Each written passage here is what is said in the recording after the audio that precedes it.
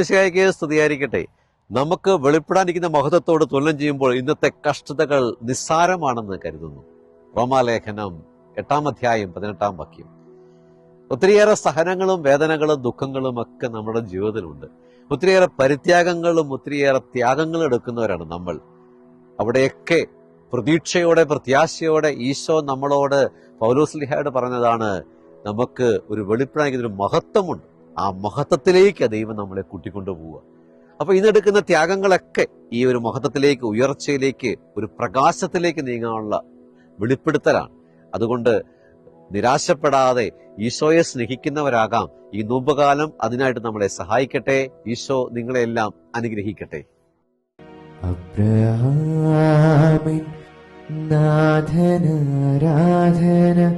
യാക്കോബിൻ ദൈവമേ ആരാധന, ഇസഹാക്കിനിടയനേ ആരാധന, ഇസ്രായേലിൻ രാജനേ ആരാധന, ആരാധന, ആരാധന, ആരാധന,